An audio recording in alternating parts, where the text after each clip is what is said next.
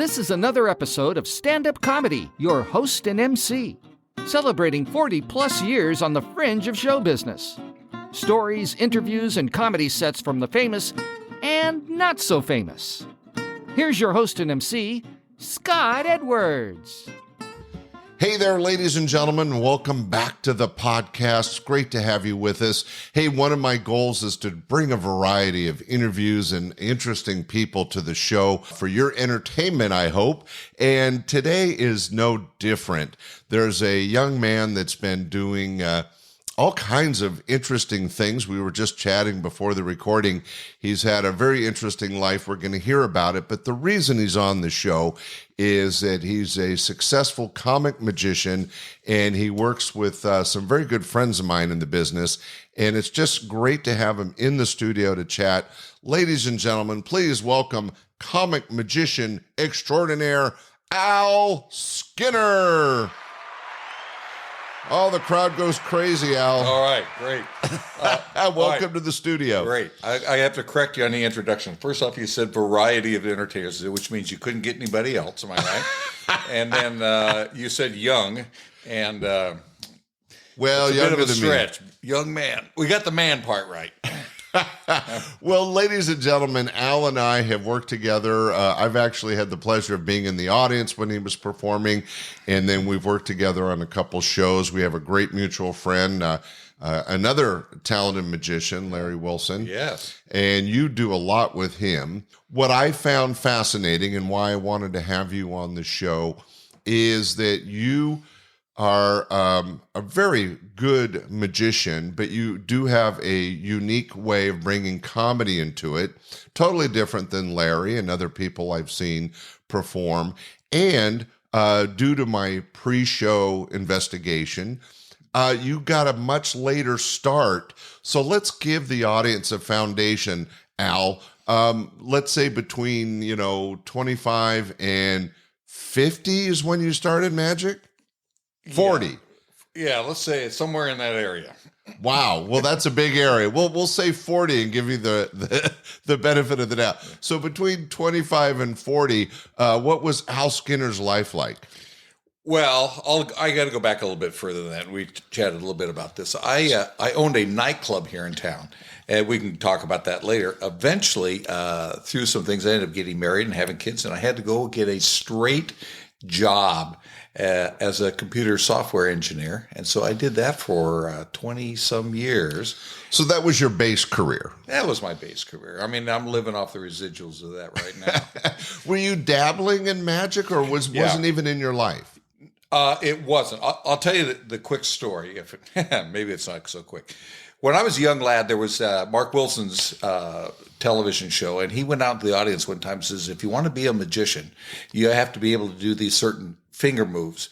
And I couldn't do these little finger moves that he was talking about, so I thought, well, I guess I'm not going to be a magician, but I always loved magic. But on one of my birthdays as an adult, my wife took me to Las Vegas, and she took me there because I loved car racing, and she bought me a one-day Formula 3, not Formula 1, but Formula 3 racing driving school. And we went there. By the way, great birthday gift, ladies, for your husband to go out and do something. It is so much fun. Yeah. Gosh, it was great. But while we were there, staying at one of the casinos, there was a magic store, Houdini's, and I walked by there, and the guy was pitching a magic trick out front. And I thought, let me go in and do that. So I went in, loved it, bought it, decided to use it in some Sunday school stuff I was involved with. And from there, that's how I actually got started doing magic. I was doing it in church Sunday school stuff. Wow. So unlike a lot of the magicians I've interviewed that maybe as teenagers or even, around age 8, 9, or 10, got that first magic kit, it was a whole different story for you. Right. What, just for reference, about how old were you when you ran into that magic store, Houdini's? Which, by the way, was around for a long time. Yeah. I might still be. I don't know if that casino's even there anymore. But Houdini's, I think, is still in business. Absolutely. Certainly in Las Vegas. Well, I was in my mid-40s when I did that. Wow. Yeah. So you never done a magic trick before. You had like a normal life existence, 9 to 5 job. After we should mention that when he says he slightly owned a nightclub, we're both Sacramento people. For those of you around the world, Sacramento, California, kind of in the central part of the state, the capital of the state, but not nearly as exciting as most of the other towns. But there was a very successful rock and roll nightclub called the Oasis Ballroom that when I was a kid, I went to many times, and it turns out, Al, you were the owner of that. Right. And there's a little comedy connection. You told me the story. Share that with the audience. Well, yeah. It originally was called Crab Shot Corner. Long story about how that came about. I had a partner. Once the partner decided to leave the business, I took over and renamed it to the Oasis Ballroom. And I always had a love for comedy, and I'm a big fan of some of the older time comedians. And I thought, comedy is really happening. Your club was cooking down there. And so I thought, I'll try a comedy night. So I had Henny Youngman come in. Now, unless you're up in our age group, you have no idea who Henny Youngman is. But he's the greatest one-liner comedian in the world. Or was a true legend in comedy history. Henny Youngman was one of those guys that helped kind of create the art form. Yeah. But in all my years, and I brought in some of the classics, Pat Paulson, Soupy Sales, and stuff like that. But Henny Youngman, wow. It's the Take My Wife, Please. That's his famous That's a line. Great reference. Yeah. That's his line. Yeah. Wow. Well, the Oasis Ballroom, for the audience, was really one of the premier places to see really good rock and roll. Yeah. So trying to do comedy, was that successful? No, not at all. Probably why my club did well in comedy and yours did well in music. Yeah. My dad came that night and he pulls me aside and says, "Here's $100. You're probably going to need this." It's funny you mention your dad because he was probably there to see Henny Youngman because that's more his generation. Oh, my dad, it is more his generation. Yeah, he was in broadcasting, so he knew all those guys. And I was a big fan of all those Jack Carter and all those just great comedians from back in the day. Well, that's a great story from your past. But then fast forward to you're in your 40s, you're wandering around aimlessly in Vegas, and you pick up your first magic trick. Yeah. And how did that lead? Because I've been working with you. You've done a couple of my shows. I've seen you work with Larry Wilson. I've been to one of your big shows in Lincoln, California, in a beautiful little theater. You are now quite the professional magician, and you fit on this podcast because you do use comedy in your show. How did the, short story version, you go from buying a trick in Las Vegas, not doing a trick, buying a trick in Las Vegas, to being a professional comic magician? I keep referring back to my time in this church. We had a talent show, and I was the MC, of course. And I did the magic trick, and it went really well, and people loved it. So the next year, I did another magic trick that failed miserably, and I was able to use my comedy to get through that. So that was kind of a hint. And I did kids shows for a long time. Then I did family shows. And frankly, Scott, I just got tired of kids. I love kids, but I know how you did that. I know how you, They're hard to perform to. Yeah, and the guys that do that, they are the best. I'm not that guy. So I decided I was going to move into corporate. But before that, another guy who was working with me, we were doing some tours together. I didn't mention it, but I've been to India 4 times on tours as a magician. Oh, cool. And, I did not know that. Yeah, the first year I relied on my comedy a lot. The second year, the guy that was kind of in charge of it, another magician, Adrian Van Vector, took me aside and said, "Look, you need to learn how to become a straight magician, do all these sleights, that sort of stuff." And so he taught me how to do that. And then we went on tour. And I just kept laughing at myself and making jokes during the thing. And I realized there's no way I'm going to be a straight, sleight of hand, fantastic magician. Plus, I don't have the look to be that. So I've always been the jokester. And so I started doing comedy and everything and moved into the corporate world. And that's where I work now, is in the corporate world. Well, it's interesting because our mutual friend, Larry Wilson, takes his approach to magic, and he's a world-class magician and been all over TV and stages around the world. He does the comedy because the theory is, look, there's no such thing as real magic. Don't tell anybody. Yeah. Real magic. It's prestidigitation and it's practice. It's all this other stuff. So I can't take myself too seriously. And that's kind of the position that Larry takes. It's like he's almost as surprised that a trick works as the audience is. And I think that's done well for him. For you, it sounds like it was almost a crutch that these are tricks that I'm trying. I'm never going to be the great Houdini, so I'm going to kind of laugh at myself and bring the audience along for the ride. Is that a short that's pretty analogy? Good. Yeah, Larry and I have the same philosophy. We've become very, very close friends.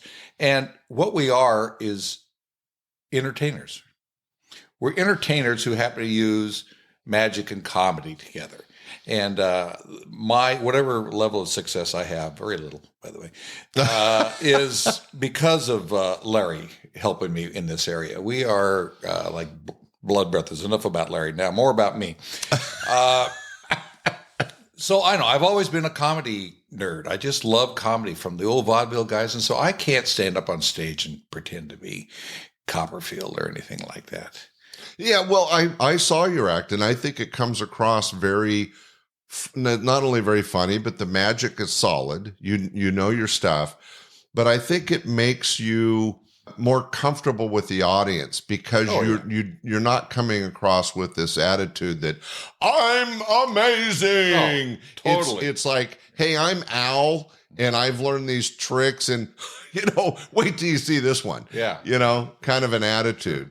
By the way, Scott Smith is been interviewed for this show, is a guy that does magic and adds some comedy, but he prefers the kids shows, which is so challenging. Yeah. I brought it up because you mentioned how hard it is He's to work one of the with champions of this whole area. Yeah, Absolutely. He's really good at it. Yeah. But it is a different world performing in churches and kids than it is getting on a corporate stage. Did you find that the comedy aspect really helped you on the corporate level? Because that is a higher level. There's more money. There's more work. How did you find that the comedy and the magic worked for you in that regard? Oh, really well. There's a saying, the money's where the funny is, right? So, I mean, people love to laugh. In the corporate world, these guys are dealing with serious things. They're not, and they like to get out, have some drinks, laugh, see their friend maybe get up on stage. Of course, I try not to embarrass my people, but they just love having a great time, and comedy fills in there. I couldn't possibly go up and be a stand-up comedian.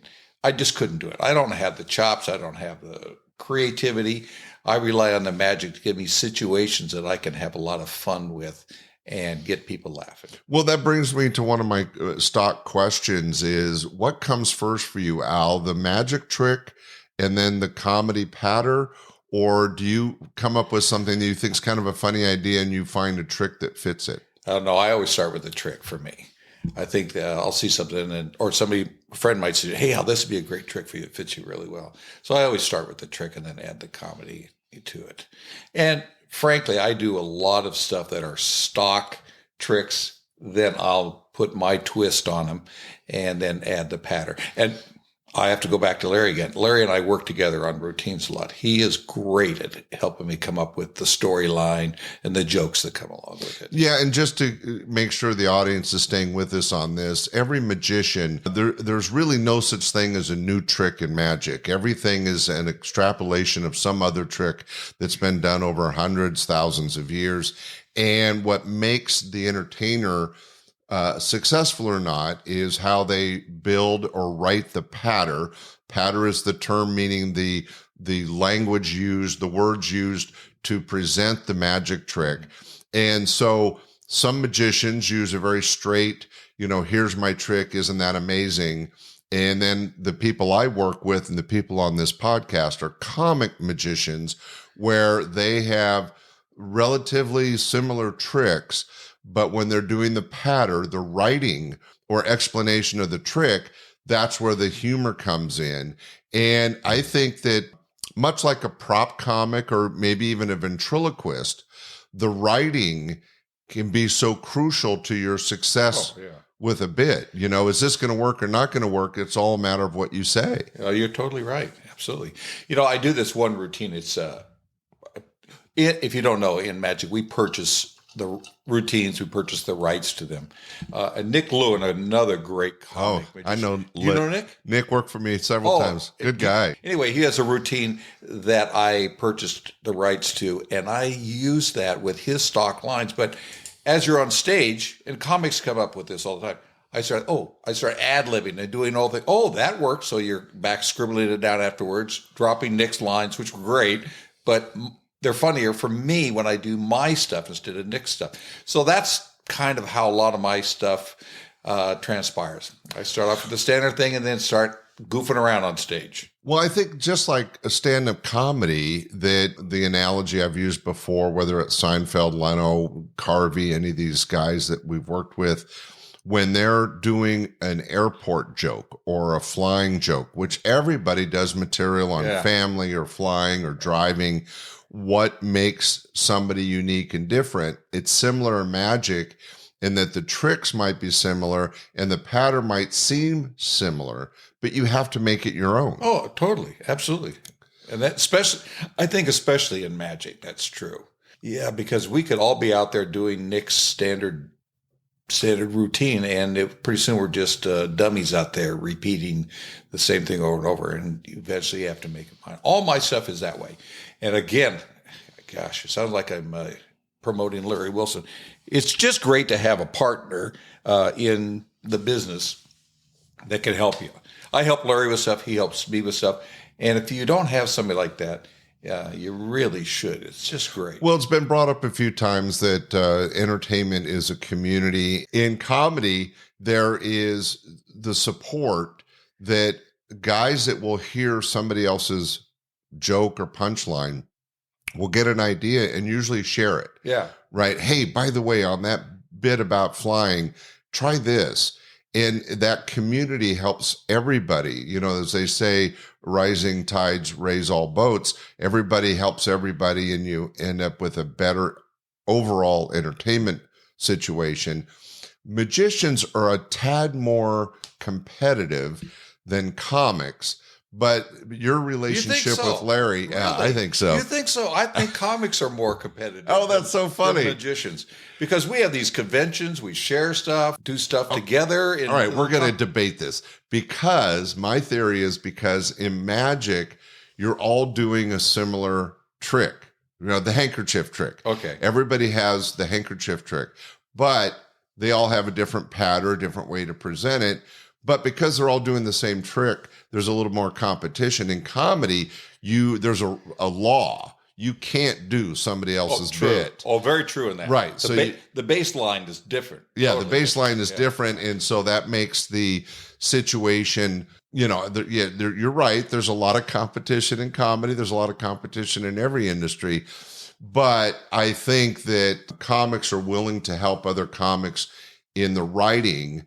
And I think that your relationship with Larry and the fact that you work together, a lot of magicians will find one or two fellow artists to work with to improve their show. But act to act, I've seen more competition in magicians. But that's just me. Well, let me ask you this. Go to the Magic Castle and my theory's out the window, because there's like 12 magicians and they're all having fun together. Okay, well, you're right. And you get to a certain level that the Magic Castle can be pretty competitive. But let me ask you, I go to these comedy shows, not great ones, small little things where there's maybe 10 people in the audience, and the comics are just learning. Do you think that they work together to try and help each other much? Because no, less. It is true that's more. You make a very good point. Everybody, let's hear it for Al. All right, that's enough. Good point made. Because I've seen a lot of horrible comics. Now listen, this is no fault of them. They're learning, they're getting started and everything. And that's part of the process to do that sort of stuff. But then you get to the next level and, like at your club, would the comics help each other at your club? Yeah, at the level that I was at, Yeah. there was more support. On the amateur level, the open mic nights, there's more competition because they're all fighting for stage time and they're learning their craft. But you make a good point. The cooperative aspect of artistry, it comes with professional status. Yeah. When you're not really in competition with the feature act because you're already the headliner, or you respect the fact that this guy's the headliner because he's been doing it longer, he has, an hour of material, and you have 30 minutes of material. There's a little more professional respect, and then those people will help each other more.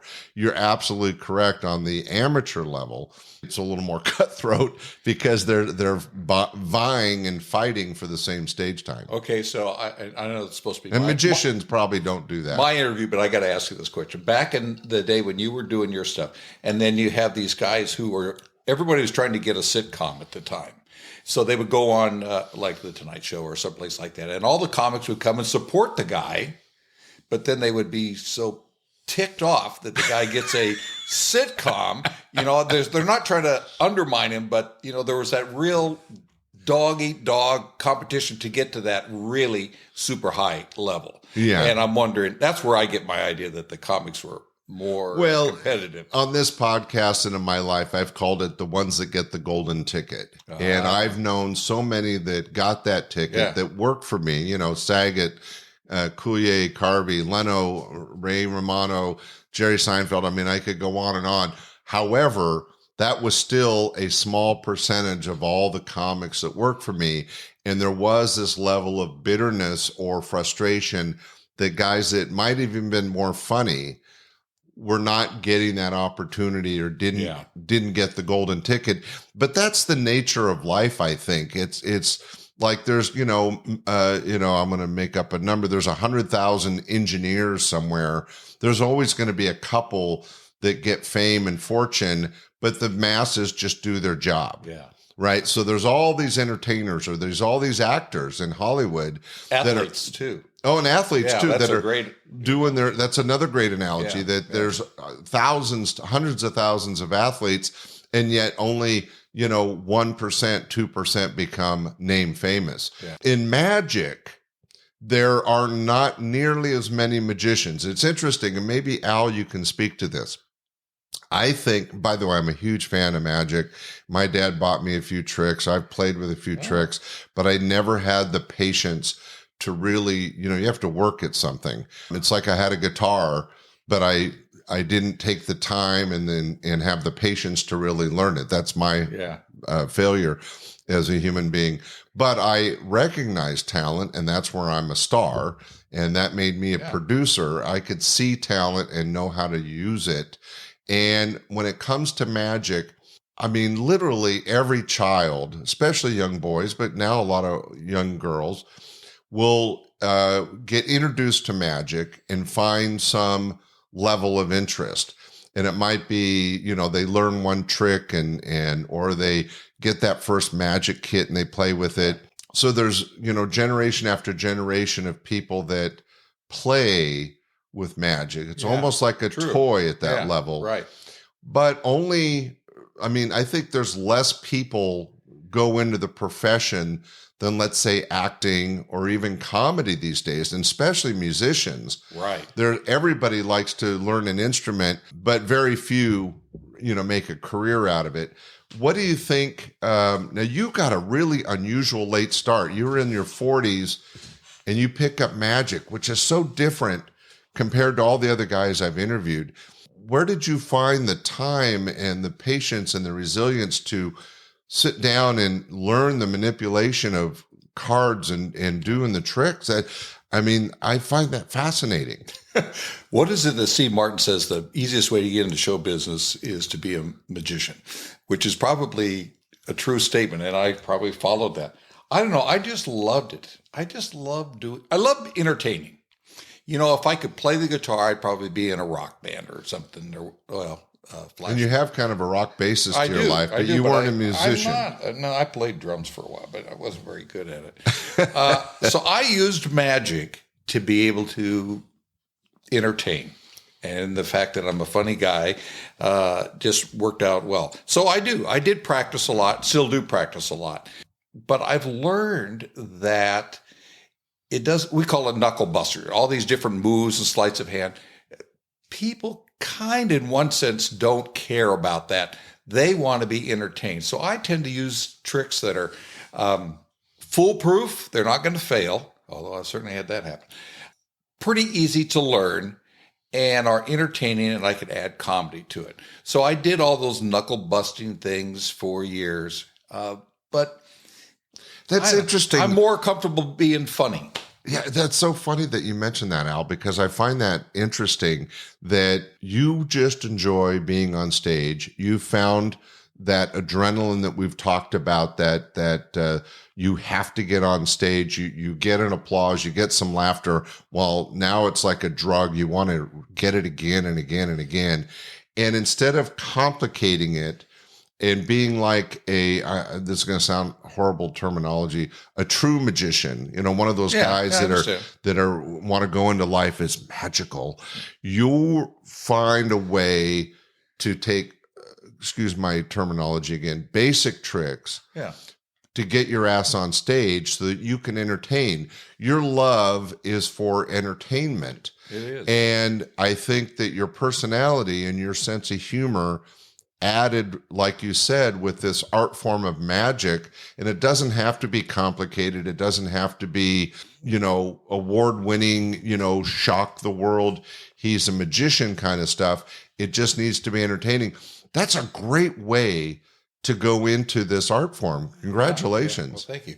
I saw Piff last week, Piff the Magic Dragon, last Friday night. Now, I happen to know that the guy that's playing Piff is a really world-class sleight of hand artist.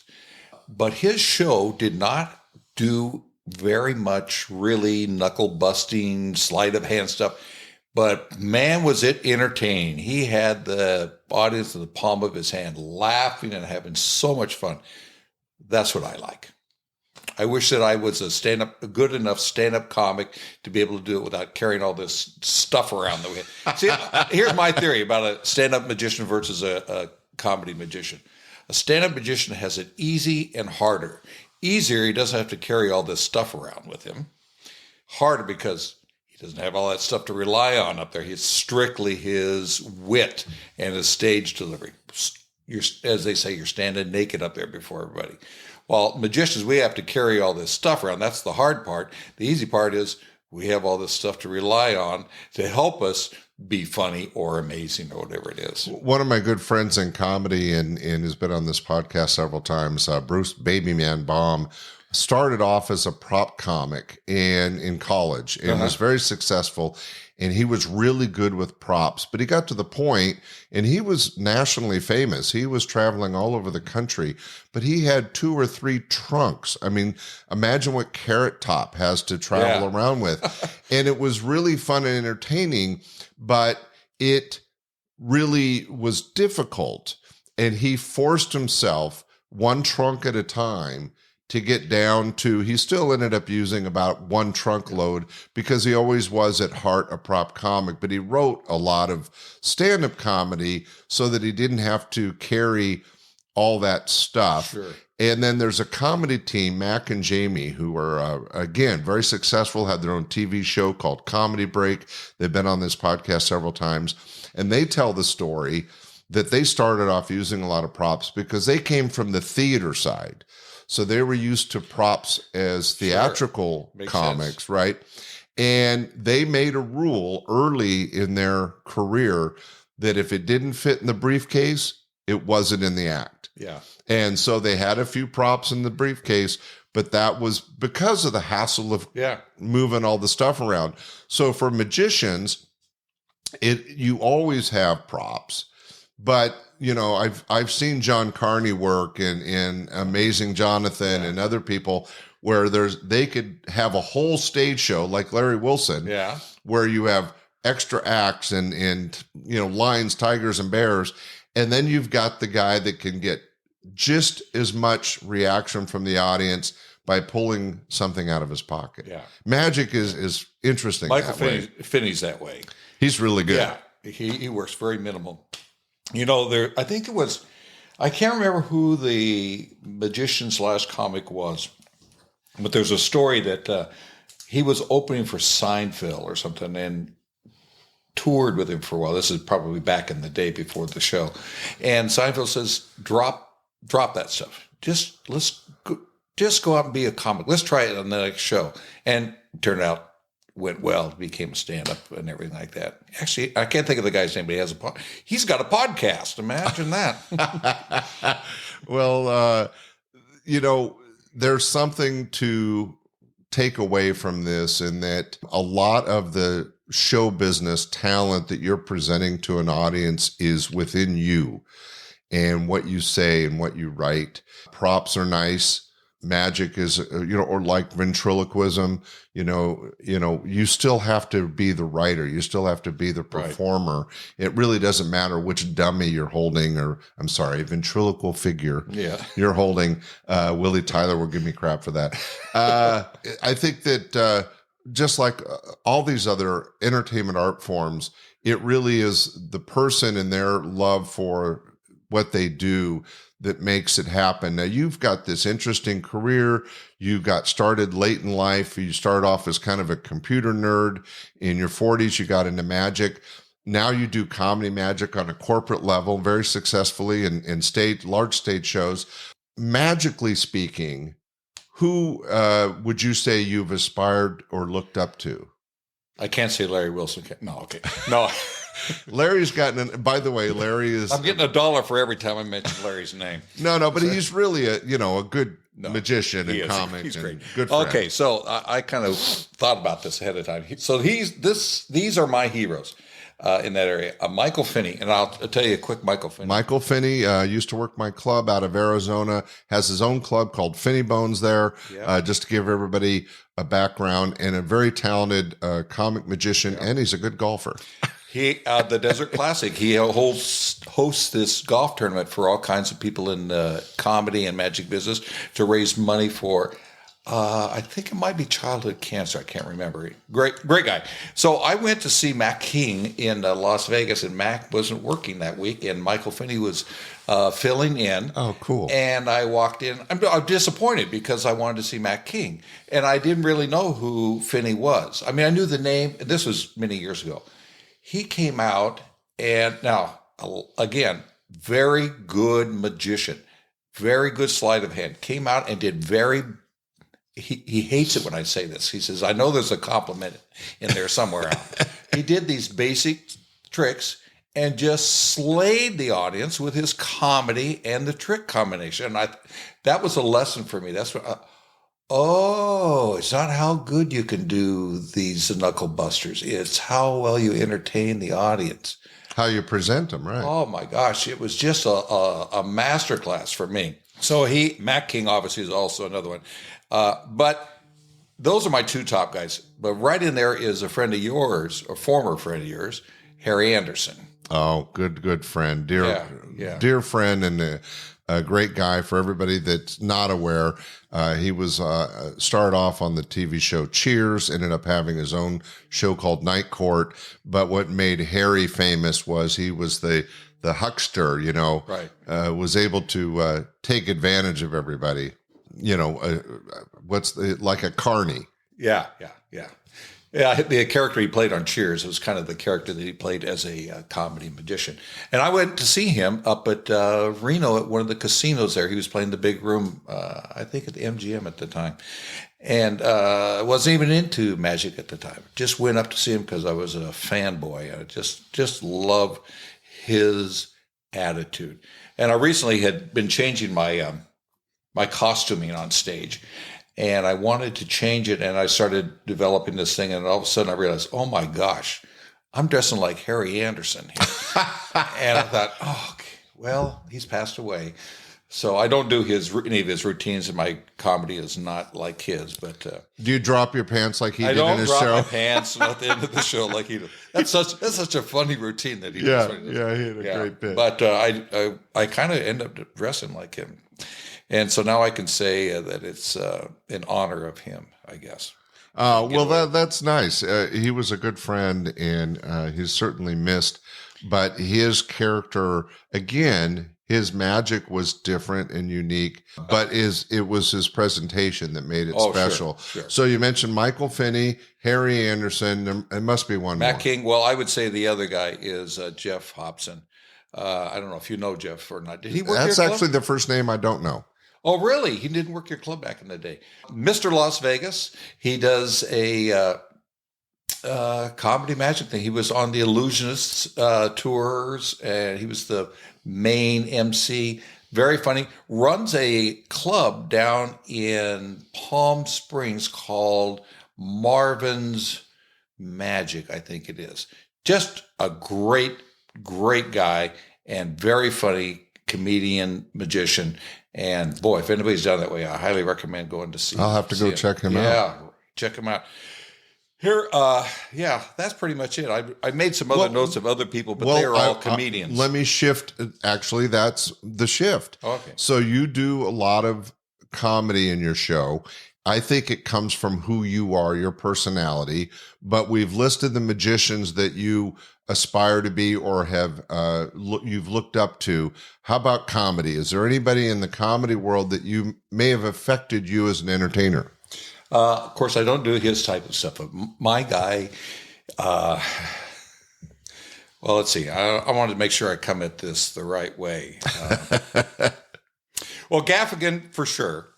Oh, yeah. Steve Martin, who was a comedy magician himself. A lot of people don't know he started off in the magic shop in Disneyland as a kid. Yeah. Let's see, who else have I got in here? Brian Reagan. These are all clean comedians. Nate Bargatze is another one. But number one would be Seinfeld. And I'll tell you why. He's the number one guy. He's the top dog. I compare him to Alan King back from when we were kids. Alan King was the top guy. Really good. Yeah. And that's what I think Seinfeld is now. But I like watching Seinfeld on stage. Not only is he funny, but his stage presence and the way he works the room, the way he moves on stage. There is never a move that isn't intentional. So many comics just pace back and forth and do all this stuff. Seinfeld is the best at just being the best up there. I just watch him in awe, and I'm laughing at the same time. He's the guy. Well, that's a great choice. Jerry and I go way, way back. And I think what's a lot of people don't realize is what made Jerry Seinfeld famous and got him his show and all the work he's done over the last couple decades was his presentation of his writing, the way he writes comedy. But you bring up a good point. He's not known as a physical comic, but from working with him back in the early days and knowing him, there's a lot of facial work, animation to his delivery that I think goes unnoticed because his words are so strong. Yeah. Does that make sense? Yeah. I've seen him twice in the last 10 years. The first time, he didn't move much on stage. He stood at the microphone and worked. And worked, moved to the audience right and left a little bit. Then the second time I saw him, which was not that long ago, a couple of years ago, he's moving around more. But every move has something to do with the joke or the story that he's telling because he's acting it out. It's a fanboy here. It's a masterclass in what a stand-up comedian should be. Well, I appreciate you sharing that. I fully agree on your choices, both magically and comedically. Al, it's just great to have you on the podcast and get a chance to share your story. It is definitely unique compared to some of the other people. As 2024 gets going, what are you hoping or do you have planned for this year? Boy, what do I have plans for? Yeah, just keep working. I just love Keep it simple. We were, you and I were talking, we get to an age where, you can't just sit around and watch Gilligan's Island because, as I said earlier, he doesn't get off the island. What? He doesn't. I hate to break it to you. Even though, for some strange reason, the Harlem Globetrotters do show up there. So I just like working. I'm working a little bit less now by choice just because I'm getting older and my wife and I like to go off and do things. So I'm really just working corporate events and the events in places that I like to work. And I'll be honest with you, some of those places don't pay as well as the other ones, but I do them because they're fun. California Magic Dinner Theater in Martinez, California. That's where Larry and I met, as a matter of fact. Fantastic club, just wonderful. Love playing there. Pay's not that great, but it's not always about the money. It's just so much fun. Right. And there's Mystique, also their clubs around. I love doing those sort of things. Well, ladies and gentlemen, if you're out and about, especially in Northern California, and you see the name Magician Al Skinner, be sure to go by and check out his show. Not only is the magic pure, but the comedy is amazing. Al, thanks so much for being on the podcast. My pleasure. Hey, www.alskinner.net. That's where you'll find me. Hey, ladies and gentlemen, alskinner.net. Be sure to check out his website. If you've got a corporate gig or you're looking for a good, clean entertainer, look up Al, and he is your guy. Thanks so much for being on the show. My pleasure. Thank you. All right, ladies and gentlemen, that was Al Skinner and his unique life in comedy magic. We'll be back next Sunday with another great show. Thanks for listening. Bye. We hope you enjoyed this episode of Stand-Up Comedy, your host and MC. For information on the show, merchandise, and our sponsors, or to send comments to Scott, visit our website at www.standupyourhostandmc.com. Look for more episodes soon and enjoy the world of stand-up comedy. Visit a comedy showroom near you.